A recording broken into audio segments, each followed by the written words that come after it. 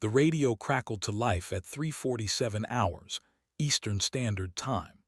What followed would become the most extraordinary close air support mission in modern military history.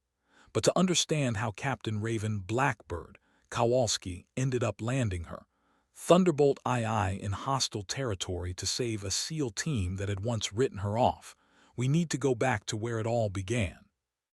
The morning of September 23rd started like any other at Bagram Airfield. The Afghan sun hadn't yet burned through the mountain haze when Captain Kowalski performed her pre-flight inspection on tail number 80248. Her hands moved with practiced precision across the titanium bathtub that would keep her alive, checking each rivet, each surface, each detail that could mean the difference between coming home and becoming a statistic. She didn't know that in 12 hours, this aircraft would become legendary.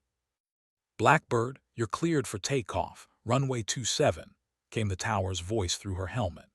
The twin General Electric TF-34 engines spooled up with their distinctive whine, pushing 18,000 pounds of thrust through the desert air. As the A-10 lifted off, banking northwest toward the Kunar province, neither Raven nor the air traffic controller realized they were witnessing the beginning of a mission that would rewrite the rules of what was possible. 43 minutes earlier, SEAL Team 7 had inserted via fast rope from a Black Hawk helicopter into a valley that intelligence had assured them was low threat. The team leader, Lieutenant Commander Marcus Hammer Rodriguez, had specifically requested no female pilots for close air support. His reasoning was simple, he claimed. "This is going to get ugly, and I need someone who can handle the pressure." The irony of those words would haunt him for years to come. The SEALs were hunting a high-value target, a bomb maker whose signature was scattered across 3 provinces in the form of EFPs that had torn through American armor like tissue paper. The intelligence was solid, the plan was textbook, and the weather was perfect. What they didn't know was that they were walking into a carefully orchestrated trap, one that would test every limit of human endurance and military precision. As Captain Kowalski's A-10 cruised at 15,000 feet, her radar warning receiver was silent, her fuel gauges showing green, and her 30 GAU-8 Avenger cannon loaded with 1,174 rounds of depleted uranium. The woman they called Blackbird, named not for the SR-71 spy plane, but for her uncanny ability to appear out of nowhere when things got darkest, was about to face the defining moment of her military career. The valley below stretched out like a moonscape, deceptively peaceful in the early morning light, hiding secrets that would soon explode into chaos. Lieutenant Commander Rodriguez and his 7-man team moved through the rocky terrain with the fluid precision of apex predators. Each SEAL carried 40 pounds of gear, night vision mounted and ready, weapons trained on shadows that might hide death. They had conducted hundreds of these missions, but something felt different about this one. The silence was too complete, the absence of local foot traffic too convenient. Hammer's instincts, honed through 6 combat deployments, were screaming warnings his rational mind couldn't yet process. "Overwatch, this is Hammer. We're approaching the primary structure. No movement, no heat signatures," Rodriguez whispered into his throat mic. 3 kilometers above, an MQ-9 Reaper drone piloted from Nevada watched through high-definition cameras that could count individual pebbles on the ground. The drone operator, Technical Sergeant Lisa Chen, had been tracking the team's movement for 2 hours, her eyes never leaving the monitors that displayed their fate in grayscale pixels. Back at Bagram, Captain Kowalski received the mission update through her encrypted communications system. Call sign Blackbird-01 was now on standby for close air support if needed.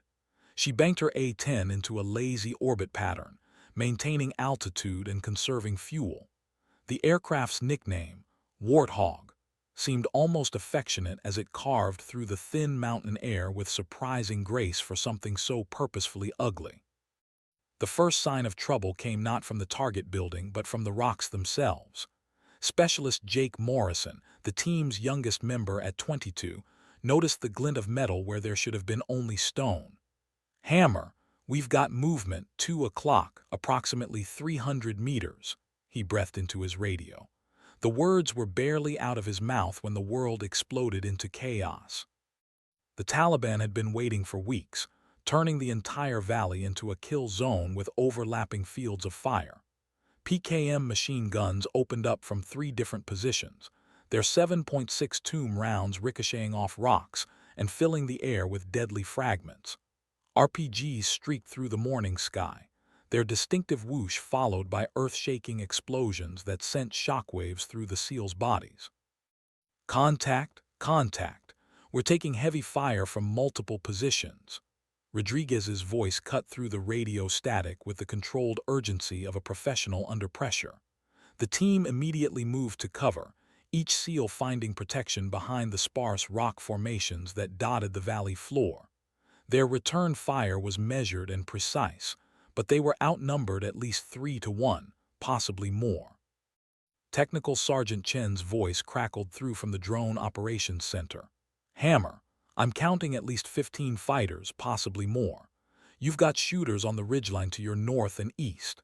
Recommend immediate extraction. But extraction wasn't an option. The Black Hawks were 40 minutes away, and the SEALs wouldn't last 40 seconds in the open ground they'd need to cross to reach an extraction point. That's when Lieutenant Commander Rodriguez made the call that would change everything. Any station, this is Hammer requesting immediate close air support. We are danger close and taking effective fire from multiple positions. The admission stung worse than the bullet fragments peppered across his face. He was asking for help from the very pilot he had dismissed as inadequate just hours before.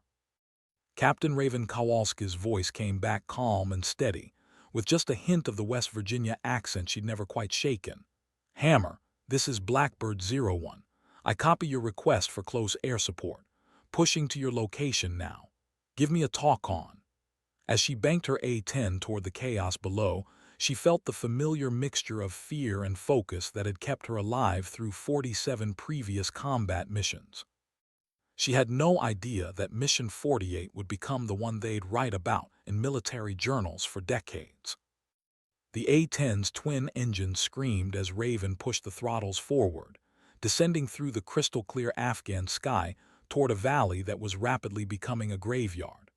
Her hands moved across the aircraft's systems with the unconscious competence of someone who had merged with her machine. Weapons systems armed, target acquisition pod slaved to her helmet-mounted sight, countermeasures ready to deploy at the first hint of surface-to-air missiles. Blackbird, be advised, we've got friendlies danger close, approximately 50 meters from target areas, came Hammer's voice, tight with controlled desperation. 50 meters was nothing in the world of 13 cannon fire and 500-pound bombs. One slight miscalculation, one moment of turbulence, one targeting error, and she'd be killing the very people she was trying to save. Below in the valley, the firefight had intensified to a level that tested even these elite warriors' limits. Petty Officer First Class Mike "Tank" Thompson, the team's heavy gunner, had taken shrapnel in his left shoulder but continued laying down suppressive fire with his Mk-48 machine gun. The weapon's cyclic rate of 750 rounds per minute was barely keeping the Taliban fighters' heads down long enough for his teammates to maneuver. Blackbird, I need you to hit the ridgeline, north of our position. Multiple shooters with machine guns and RPGs, Rodriguez called out between bursts of his M4 carbine. The SEAL commander had abandoned his earlier skepticism about female pilots right now. He'd take close air support from his grandmother if she could fly an A-10. Survival had a way of stripping away prejudice in favor of competence. Raven rolled her aircraft inverted and pulled the nose down in a steep dive that would have terrified civilian passengers, but felt as natural as breathing to someone who had been born to fly. The A-10's titanium airframe groaned under the G-forces, but the aircraft had been designed to take punishment that would tear lesser planes apart. At 8,000 feet, she rolled wings level and acquired the target through her targeting pod. Hammer, Blackbird has visual on the ridgeline positions. Confirm you're in the rocks approximately 200 meters south of the primary structure. The targeting pod's camera showed her the SEAL's muzzle flashes, tiny sparks of light in the magnified image that represented 7 American lives hanging in the balance. That's affirmative, Blackbird. We're marked by infrared strobes. Rodriguez had activated the team's emergency beacons, invisible to the naked eye but blazing like stars in Raven's night vision systems. The technology that had seemed like science fiction to previous generations of warriors was now the thin line between precision and catastrophe. The first strafing run would be the most dangerous. She'd have to thread the needle between friendly and enemy positions with barely enough margin for error to fit a school bus. But as Captain Raven Blackbird Kowalski lined up her shot, something extraordinary happened. The chaos of combat crystallized into a moment of perfect clarity. The GAU-8 Avenger cannon spoke with a voice like thunder, its 7 rotating barrels spitting 13 depleted uranium rounds at 3,900 rounds per minute. Each round was the size of a milk bottle and hit with the kinetic energy of a small artillery shell. The sound was unlike anything else in warfare, a deep, primal roar that seemed to shake the very foundations of the mountains. Raven's first pass stitched a line of destruction along the northern ridgeline, each round impacting with precision that defied belief. Taliban fighters who had been pouring automatic weapons, fire down on the SEALs, suddenly found themselves on the receiving end of the most feared close air support platform in the American arsenal. The psychological effect was immediate and devastating. The volume of enemy fire dropped by half as fighters scrambled for deeper cover. Good hits, came Tank's voice over the radio, the relief evident even through the professional military bearing. That ridgeline is neutralized, but we've still got shooters to the east and they're trying to flank us. Rodriguez's tactical mind was processing the battlefield geometry even as bullets snapped past his head. The Taliban had clearly studied American close air support tactics because they were using the one weakness in the A-10's employment. The aircraft's long turning radius meant there would be gaps between attack runs where the enemy could maneuver. They had about 90 seconds before Blackbird could come around for another pass. Hammer, this is Blackbird. I'm coming around for another run on the eastern positions. How's your ammunition? Raven's voice remained steady, but she was calculating fuel consumption, ammunition expenditure, and threat probability with the cold mathematics of someone who understood that heroism without smart tactics was just another word for suicide. We're down to about 40%, Rodriguez replied, which in military speak meant they were in serious trouble. 7 SEALs with 40% ammunition remaining, surrounded by an unknown number of enemy fighters who knew the terrain and had prepared positions. The mathematics of survival were not in their favor. That's when Captain Kowalski made the decision that would define not just this mission, but her entire career. Instead of making another high-altitude strafing run, she pushed her A-10 down to 500 feet above ground level and reduced her airspeed to just above stall speed. What she was about to attempt had never been done in combat and probably shouldn't have been attempted at all. Hammer, I'm coming in low and slow. Mark your positions with smoke and get ready to move on my command. Raven's voice carried a new note of intensity, one that Rodriguez recognized from his own experience making life-or-death decisions in the heat of battle.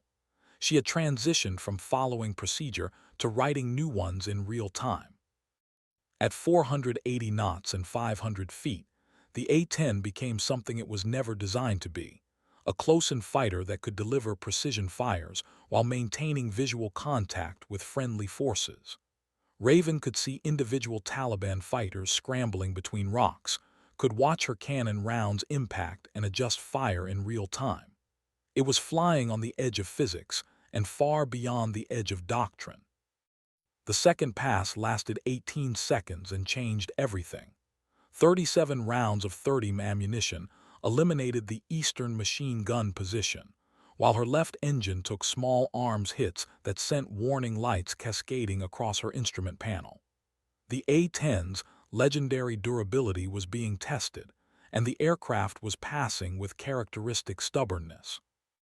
Eastern position is down, "Blackbird, you took some hits. Are you okay up there?" The concern in Rodriguez's voice was genuine. Somewhere in the past 10 minutes, the SEAL commander had stopped thinking of Captain Kowalski as that female pilot and started recognizing her as what she actually was, a warrior whose skill was keeping his team alive. "Blackbird is still in the fight," came Raven's reply, though privately she was watching engine temperature gauges climb toward redline levels. The A-10 could fly on one engine if necessary, but the longer this engagement continued, the more likely it became that she'd be making an emergency landing somewhere in Taliban-controlled Afghanistan. Technical Sergeant Chen's voice crackled through from the Drone Operations Center with news that chilled everyone on the tactical frequency. "All stations, be advised, I'm tracking multiple vehicles approaching the AO from the south. Estimate 20-plus fighters in technicals and motorcycles, ETA approximately 15 minutes. The Taliban reinforcements would tip the numerical balance from difficult to impossible." Rodriguez knew they were running out of options. The original extraction point was still under observation by enemy forces. The alternate extraction point was 40 minutes away across open ground, and now they had a mechanized enemy force racing to cut off any chance of escape. In the cold calculus of special operations, this was approaching the point where commanders started considering the unthinkable: how to ensure sensitive equipment didn't fall into enemy hands. But Captain Raven, Blackbird, Kowalski wasn't done fighting. As she climbed back to altitude for what might be her final attack run, she noticed something that every other pilot in the theater had missed: a flat section of valley floor, maybe 800 meters long and relatively clear of obstacles. It wasn't a runway, it was barely suitable for an emergency landing, but it was positioned perfectly to dominate the entire battlefield with the A-10's cannon. The idea that formed in her mind was so audacious that she almost dismissed it immediately. Landing an A-10 in contested territory, using the aircraft as a mobile gun platform, was something that existed only in the realm of theoretical military exercises. No pilot had ever attempted it in combat, and for good reason. If the enemy overran your position, you went from being an untouchable god of the sky to a very mortal target on the ground. "Hammer, this is Blackbird. I've got an idea, but you're not going to like it." There was a pause in the radio chatter as everyone on the frequency processed what they had just heard. In the middle of a firefight with enemy reinforcements approaching, their close air support pilot was suggesting something that sounded suspiciously like suicide. Rodriguez's response came back measured and professional, but with an undercurrent of grim humor. "Blackbird, considering our current situation, I'm prepared to entertain some creative solutions. What do you have in mind?" "I'm going to land." The silence that followed those four words seemed to stretch across the entire battlefield. Even the Taliban fighters appeared to pause their assault, as if sensing that something unprecedented was about to occur. In the Drone Operations Center 7,000 miles away, Technical Sergeant Chen's hand froze over her controls as she tried to process what she had just heard. "Say again, Blackbird." Rodriguez's voice carried the careful tone of someone who hoped he had misunderstood. "I'm going to land this aircraft in the valley and provide direct fire support from a ground position. There's a flat section approximately 600 meters northeast of your position that should work for a landing strip." Raven's voice remained calm, but her heart was hammering against her ribcage as she committed to a course of action that was either brilliant or insane, possibly both. The tactical advantages were undeniable. A landed A-10 could provide continuous fire support without the constraints of fuel consumption or turning radius. Its armor could protect against small arms fire, and its presence would completely change the psychological dynamic of the battlefield. The disadvantages were equally clear. Once on the ground, the aircraft would be vulnerable to RPGs and mortars, and if the position was overrun, both pilot and aircraft would be lost. Tank's voice cut through the radio chatter with characteristic bluntness. "Ma'am, with all due respect, that's the craziest thing I've ever heard." There was a pause then. "When do we do it?" Rodriguez found himself grinning despite the desperate nature of their situation.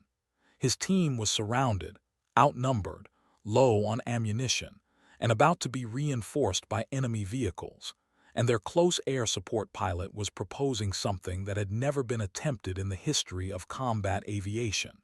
It was exactly the kind of impossible situation that SEALs trained their entire careers to handle. Blackbird, if you think you can make it work, we'll cover your approach. But understand, if this goes wrong, we're all going home in body bags. The SEAL commander's words carried the weight of someone who understood that they were about to cross a line from conventional tactics into military legend. Captain Kowalski's response came back steady and sure.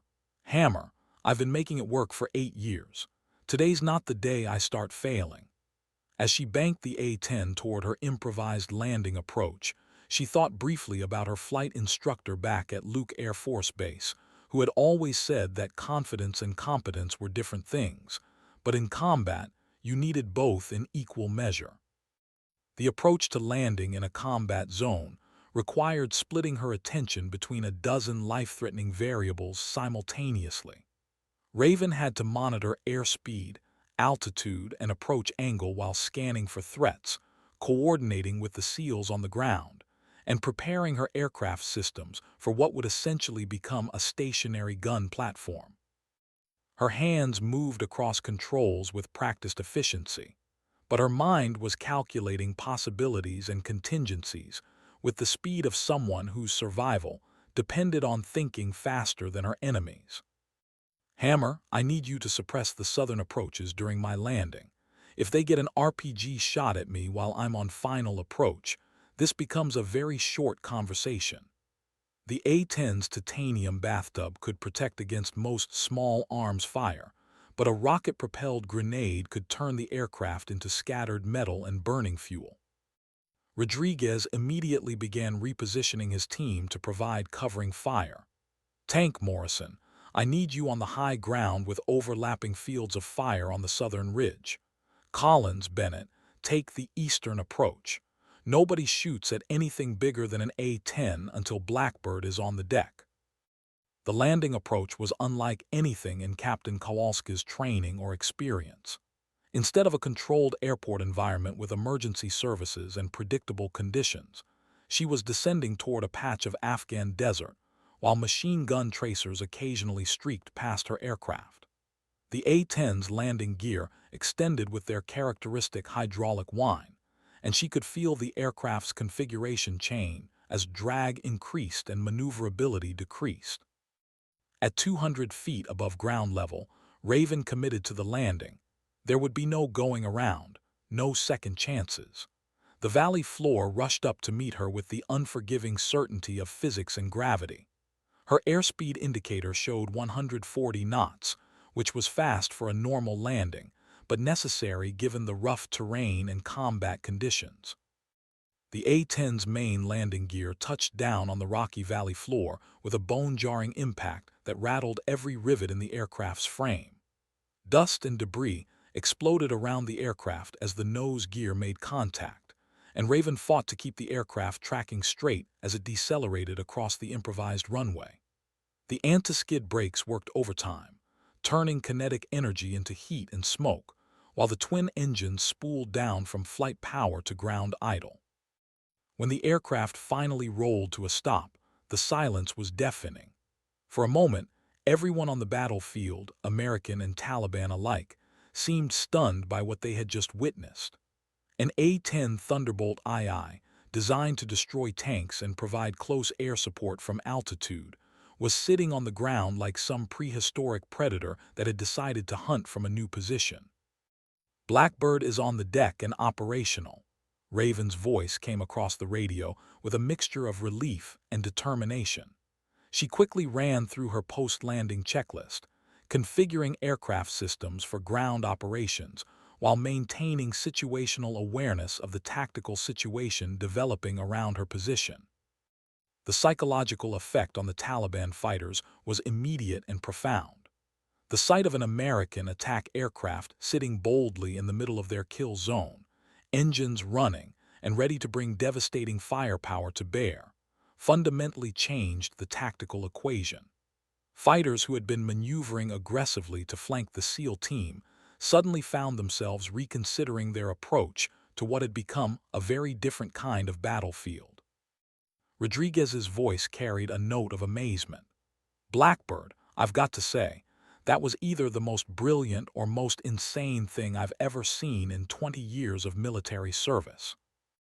Captain Kowalski's response came back with the dry humor that had earned her respect among her fellow pilots. "Hammer, in my experience, the difference between brilliant and insane is usually determined by whether or not it works. Let's see if we can make this work." The A-10's cannon was now positioned to command the entire valley with devastating effectiveness. From her ground position, Raven could engage targets with precision that was impossible from altitude, while the aircraft's armor protection allowed her to operate in an environment where other aircraft would be vulnerable. What had started as a conventional close air support mission had evolved into something entirely new, a hybrid between air power and ground-based direct fire support.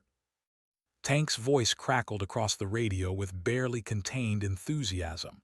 "Ma'am, I don't know what they taught you in pilot school, but you just rewrote the book on close air support."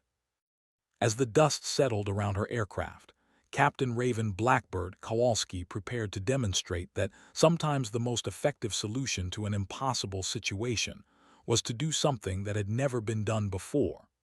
The Taliban reinforcements were still approaching, her fuel gauges were dropping steadily, and 7 American lives depended on her ability to make this audacious plan work. But for the first time since the mission began, she felt like they had a fighting chance. The Taliban fighters regrouped faster than expected, their initial shock at seeing an A-10 land in their midst giving way to the tactical opportunism that had made them effective insurgents for over a decade. They recognized that a grounded aircraft, no matter how heavily armored, was still more vulnerable than one in the sky. The question was whether they could exploit that vulnerability before the American air power advantage reasserted itself. From her cockpit, Raven could see muzzle flashes appearing along the ridgelines as enemy fighters repositioned to engage her aircraft directly.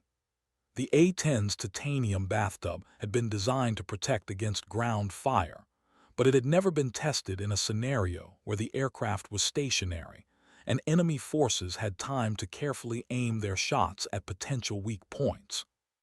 "Blackbird, you've got movement on the western ridge, approximately 800 meters. Looks like they're setting up for a direct shot at your position." Rodriguez's voice carried the controlled urgency of someone coordinating a defense while under fire himself. The SEAL team was now effectively protecting the A-10, which was protecting them, a tactical interdependence that had emerged from necessity rather than doctrine. Raven traversed her aircraft's nose toward the western ridge, using the A-10's nosewheel steering to orient the GAU-8 cannon toward the new threat. The process was slower than engaging targets from the air, but the stability of a ground platform meant she could take more precise shots with less ammunition expenditure. In a situation where every round counted, that precision might make the difference between success and catastrophe. The first ground-based engagement lasted 3 seconds and expended 47 rounds of 30 ammunition. The western ridge position disappeared in a cloud of dust and debris as depleted uranium rounds chewed through rock, metal, and anything else that had the misfortune to be in their path. The psychological effect was immediate. Other Taliban positions temporarily ceased fire as fighters reconsidered the wisdom of engaging a stationary but fully operational attack aircraft. "Good effect on target," came Tank's professional assessment over the radio. "Western approach is clear." But even as he spoke, Technical Sergeant Chen's voice crackled through from the drone operations center with an update that changed everything. "All stations, enemy reinforcements are now 5 minutes out. I count 6 technicals with heavy weapons and approximately 30 fighters on motorcycles." Rodriguez ran the tactical mathematics in his head and didn't like the results. 30 Taliban fighters with mobility and heavy weapons against 7 SEALs, and one grounded A-10 was an equation that led to American casualties and potentially a propaganda victory for the enemy. They needed to end this engagement quickly, before the tactical balance shifted decisively against them. "Blackbird, we need to discuss extraction," Rodriguez said, his voice carrying the weight of command decisions that balanced mission success against human lives. "How long do you need to get that bird back in the air?" Raven was already calculating the variables required for takeoff from an improvised runway in combat conditions. The A-10's short takeoff capability was legendary, but launching from rough terrain while under fire added complications that weren't covered in any flight manual. She'd need a clear runway for at least 600 meters, enough time to run through abbreviated pre-flight checks, and suppressive fire to keep enemy RPGs from turning her aircraft into a fireball during the most vulnerable phase of flight. "Hammer, give me 3 minutes for pre-flight and I can be airborne, but I'll need clear approaches and someone to watch my six during the takeoff roll."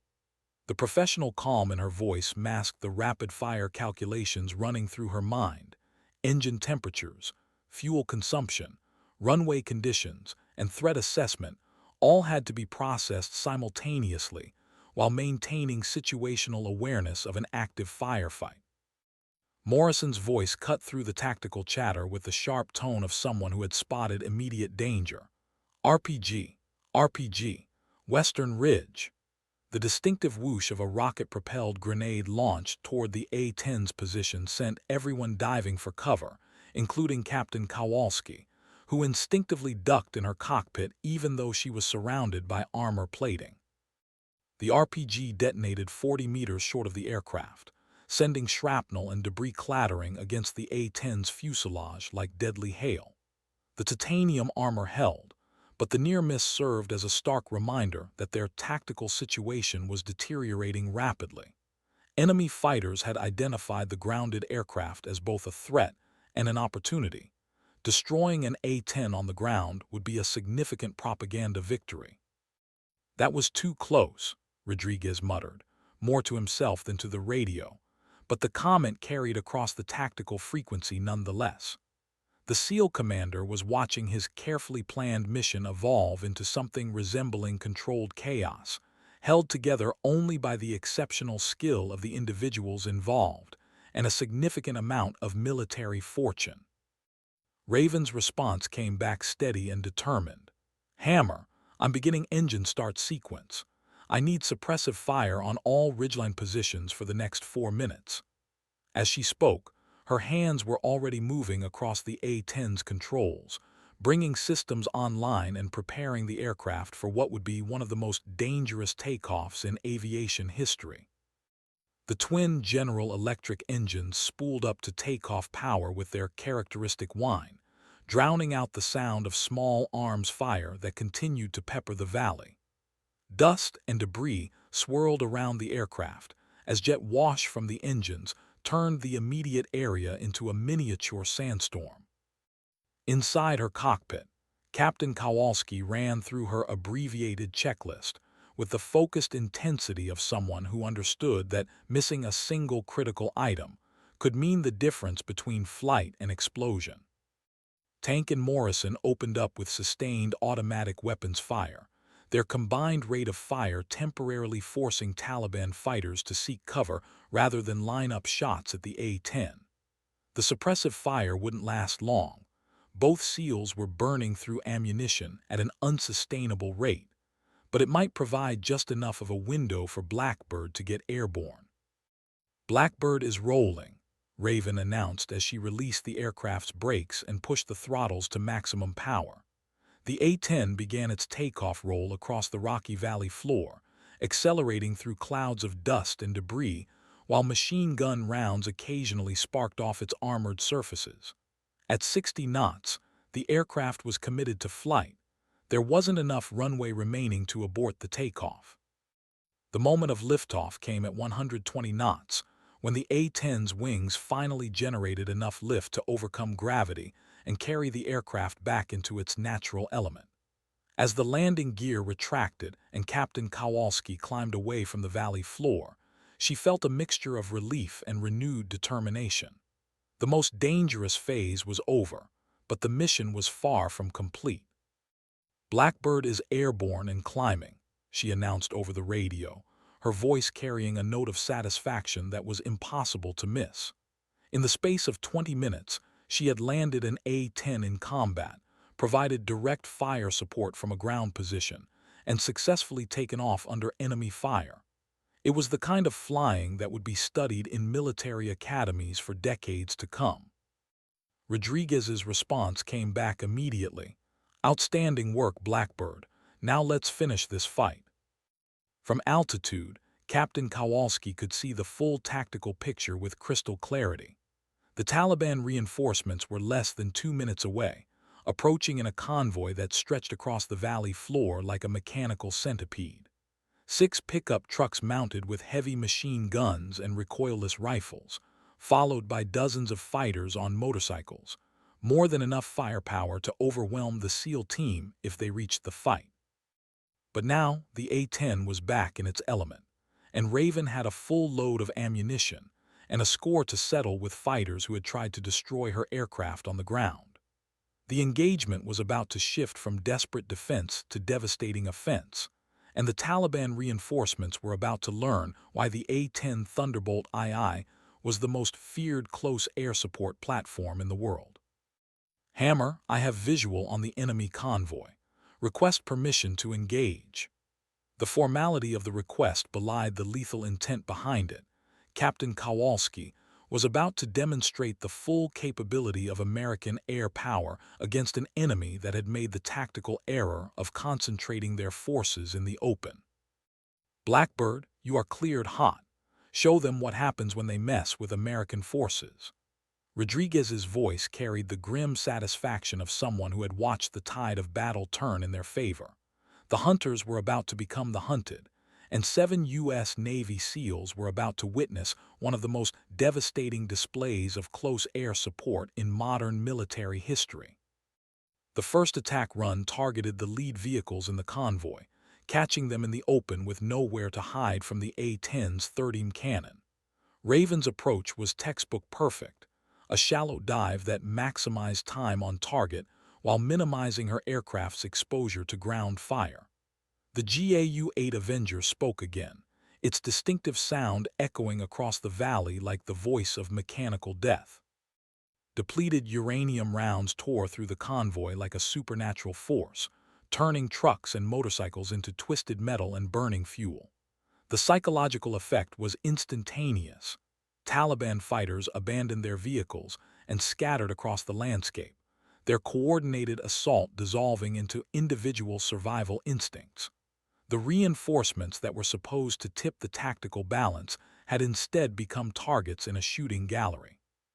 Tank's voice came across the radio with professional appreciation. "Blackbird, that was beautiful. Convoy is scattered and running." The SEAL's assessment was confirmed by Technical Sergeant Chen from the Drone Operations Center. "Multiple enemy KIA. Remaining fighters are withdrawing to the south. Threat level is significantly reduced." But Captain Raven Kowalski wasn't finished. She banked the A-10 around for a second attack run, targeting the scattered survivors who were attempting to set up defensive positions among the rocks. This was personal now. These were the fighters who had tried to kill her on the ground, who had threatened 7 American lives, who had learned too late that underestimating their opponents could be a fatal mistake. The second pass was surgical in its precision, eliminating remaining pockets of resistance with the cold efficiency that had made the A-10 legendary among ground forces worldwide. When the smoke cleared, the valley that had been a Taliban stronghold 30 minutes earlier was now completely under American control. The transformation was so complete that it seemed almost surreal, from desperate defense to total victory in less than half an hour. Rodriguez's voice carried a note of amazement as he surveyed the battlefield. "Blackbird, I don't know what they're paying you, but it's not enough. That was the most incredible display of flying and fighting I've ever witnessed." As Captain Kowalski climbed back to altitude and set course for Bagram Airfield, she reflected on the mission that had just concluded. What had started as a routine close air support tasking had evolved into something unprecedented. The first combat landing and takeoff of an A-10 in hostile territory, a tactical innovation born from necessity and executed with precision. The radio chatter that followed would become part of military legend, recorded and analyzed in staff colleges and flight schools for years to come.